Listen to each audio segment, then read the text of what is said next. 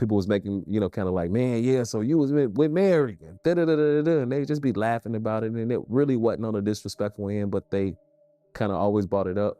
And Kay, you could tell he was kind of in his feelings about it. At that time, I had an opportunity to go out to New York and visit her a couple more times. Well, that's why I was kind of confused when I heard Kurt saying that Mary was pot girl. Because at that time, she was my girl. At that time, I'm 15, 16 years old, and she flying me in. Y'all, Mary J Blige is always finding herself in deep water whenever it comes to the men in her life. First, it was paying her ex-husband $30,000 a month in spousal support and having to swallow her pride every time her old beau, KC, decides to embarrass and then deny her. Now, the feds are starting to name some of Diddy's alleged accomplices, and things around Mary J have started to heat up. One of Mary's flings, R&B singer Danny Boy, is starting to go deeper into his short relationship with her while he was just, get this, 16 years old. And he noticed the weird relationship between Mary and Diddy. Baby, he's got stories for days about stuff that Mary J Blige made him do, allegedly, especially because she had that influence over him being an older woman in the industry. Even though she's been able to skate through all of these Diddy accusations, there is something about this accusation that she can't hide from. That they found Mary on them tapes talking about this is my rite of passage. She's always talking about, oh, Diddy, my brother this, my brother that. She's real shaky around Diddy. Like, if you really take a look back at their interactions, it's real shaky. Also, Mary is very quiet. Anytime somebody's talking to her, it's kind of hard for her to open up, like, unless she really, really knows the person. And it's upsetting because Mary talks about how she was a victim of sexual abuse in her younger years, right? So for her to be on them tapes while Diddy was taking advantage of his victims is sick. And she is just as much responsible. At this point, it's like lock them all up. Because so many people played a part in his motherfucking games. It's nasty. And it's one thing to be a freak. It's one thing to be a freak. Nobody is saying that that's a problem. It's a problem when you take advantage of people that really don't even want to be a part of your games but feel like they have no choice. Child, Diddy getting taken down is starting to reveal all the skeletons that these artists have been hiding. And it's crazy how much they got away with just because there was no social media around back then. And now that Danny Boy is speaking out, we finally understand why Mary has been hanging on Diddy's arms, calling him her brother, because you know what they say about birds of a feather. So when he was 15 years old, Danny Boy was signed to Death Row Records, and while getting to know some of the power players in the industry, he was introduced to Mary and Puff Daddy by none other than Diddy's baby mama, Misa Hilton. She was a stylist at the time with connections to all sorts of music execs, and let me tell you, Misa, Diddy, and Mary were thick as thieves. Mary is even godmother to their son Justin. Some even say that the three of them used to get down in the sheets, but I have no proof, and that's a conversation for another day. Now back to Danny and Mary. It's a room and it's a table full of girls sitting around the table. And they all eating, everybody eating, and they ordering food, and some of the homies are in the room. And Misa's sitting there. Misa is Puffy's baby mother. Devontae's, one of Devontae's baby mama, and I think Casey's baby mama was up there. No, it wasn't. It was Devontae's baby mama and Mary and a couple other chicks that was at the table. And we talking and we drinking.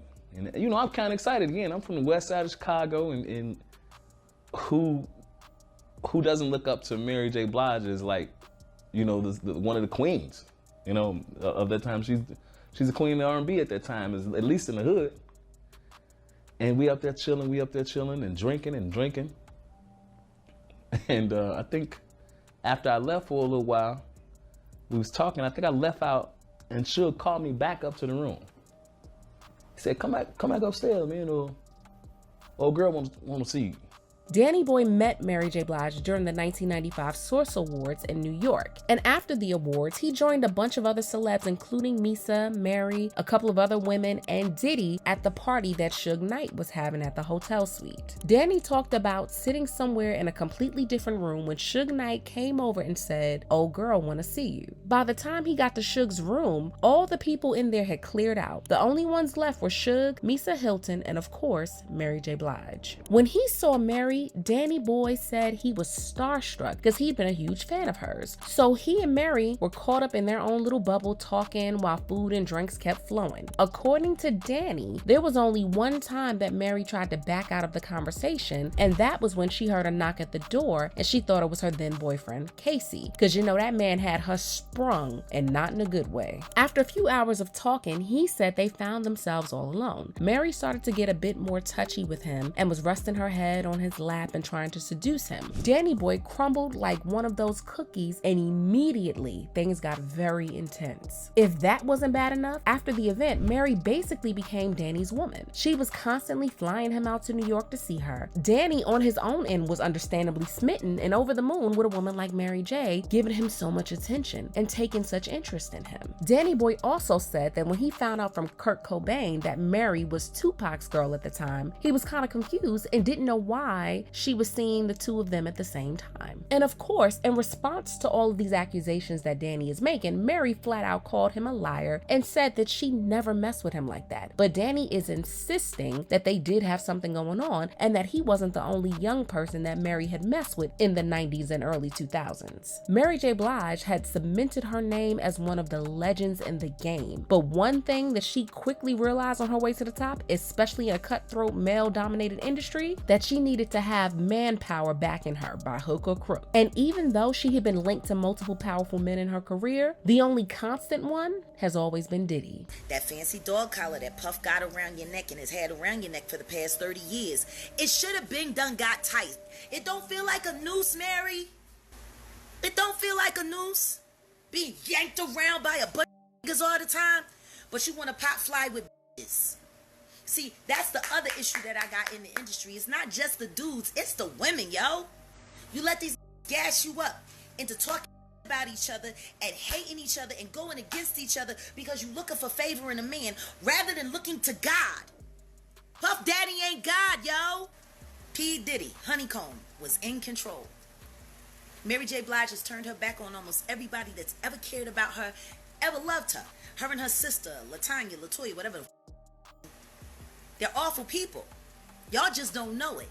Because see, you believe what their publicist tells you. She knew that the industry was a hustle, and she really made it seem like she and Diddy were ride or die, because that was a way to protect herself from other men. Diddy helped to produce some of her earliest albums, including her debut, What's the 411. Diddy even gave Mary J Blige her flowers by calling her one of the greatest performers and storytellers in R&B history. He said, quote, "Me and Mary J Blige's legacy is deeper than music. We are truly brother and sister from another mother. Mary was one of the only people to stand by me the first time the world canceled me. She believed in me enough to make the My Life album and has always been by my side." End quote. Those were some lofty words, and Diddy don't just dish out praise for anybody. But now that he's facing RICO charges and the feds are coming for anyone remotely tied to Diddy's fiasco, Mary is trying to make it seem like she and Diddy just had a regular business relationship and weren't as close as we all thought they were. But Danny Boy isn't having any of it. After his fling with Mary, Danny became an industry pass-around and was up for grabs by both men and women.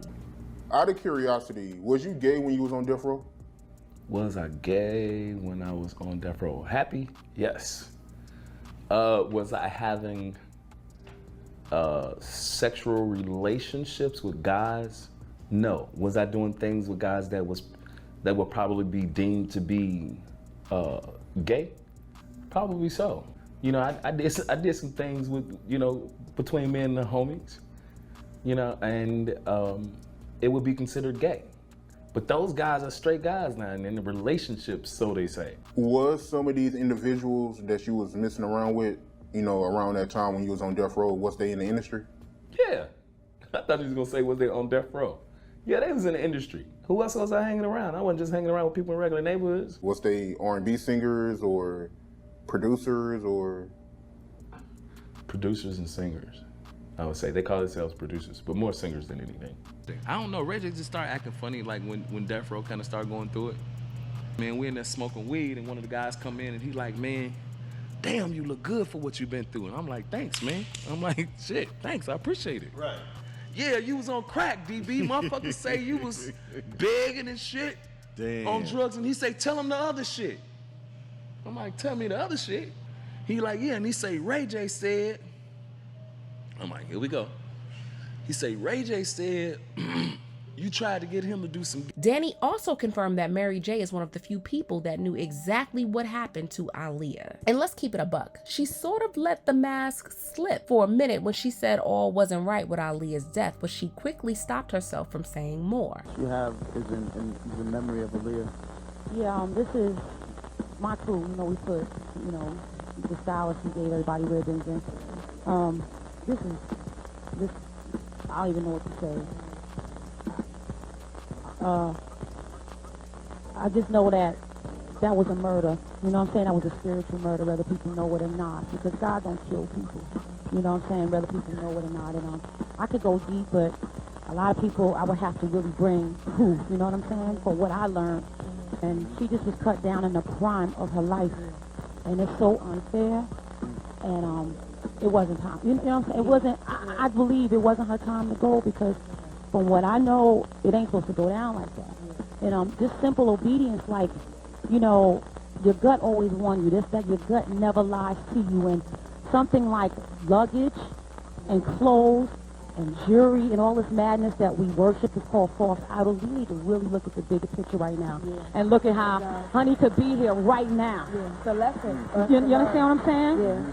And now that yet another victim has brought a case against Diddy, claiming that both he and Jay-Z used her while a female celebrity watched, folks are saying that the other female celebrity might just be Mary J Blige. And considering how involved she was with Diddy, just like Jay-Z, it's hard for her to say she didn't know what Diddy was up to, or what all was going down at those parties, because she was present at every party. While Jay-Z and Beyonce have been catching heat left, right, and center, Mary has somehow managed to avoid drawing unwanted attention to herself and escaping all the backlash from her close ties to Diddy. But now that Danny Boy is speaking out again and the feds have started going after Diddy's associates as part of the RICO case, folks are saying that Mary really doesn't have anywhere else to hide. Quote, the way Mary J Blige dodges smoke even though she stays by Diddy's side is quite fascinating, end quote. Also, quote, Mary J Blige gives Madam to P. Diddy vibes. After she got too old to be passed around, she started bringing the girlies to him type-ish. I don't care, she's mad weird, end quote. And another, quote, Mary J's past is sketchy as heck, and she's been best buddies with Diddy since the early 90s. Attended every party. She dated an underage boy when she was in her 20s. The list goes on and on, end quote. Do you guys think Mary will ever be named as a codependent in Diddy's case? And do you believe anything that Danny Boy is saying? Sound off in the comments. Make sure you hit that like and subscribe button on your way out, and I will see you in the next video. Bye, baddies.